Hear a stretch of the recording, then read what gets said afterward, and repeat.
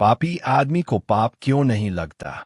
गांव में रघु नाम का एक आदमी रहता था।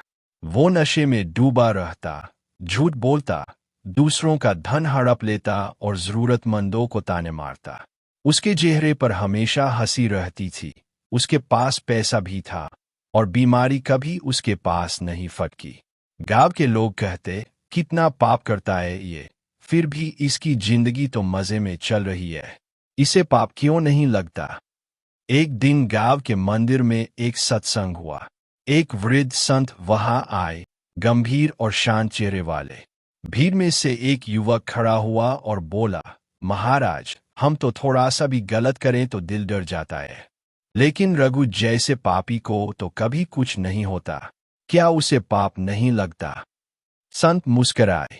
उन्होंने धीरे से कहा, बिल्कुल लगता है, लेकिन पाप का फल भी पकने की अपनी गति से आता है। जब चूल्हे पर दूध तेज आंच पर रखा जाए तो जल्दी उफनता है, पर धीमी आंच पर धीरे धीरे पककर फट जाता है।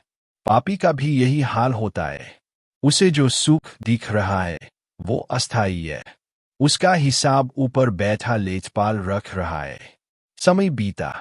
कुछ महीनों बाद रघु को गंभीर बीमारी ने पकड़ लिया। उसका सारा धन इलाज में चला गया।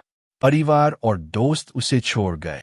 अकेला टूटा हुआ रघु मंदिर पहुंचा, जहां वही संत बैठे थे।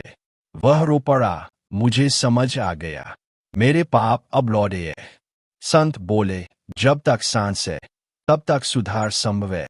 सेवा करो, पश्चाताप करो और सच्चे मन से ईश्वर को पुकारो। उस दिन से रघु बदल गया। वह मंदिर में झाड़ू लगाने लगा, भूखों को खाना खिलाता और सबसे दया से बोलता। उसे अब समझ आ गया था, पाप तुरंत नहीं लगता, लेकिन जब लगता है तो पूरी आत्मा को झकझोर देता है। पर सच्चे हृदय से किया गया परिवर्तन हर पाप का प्रायश्चित बन सकता है।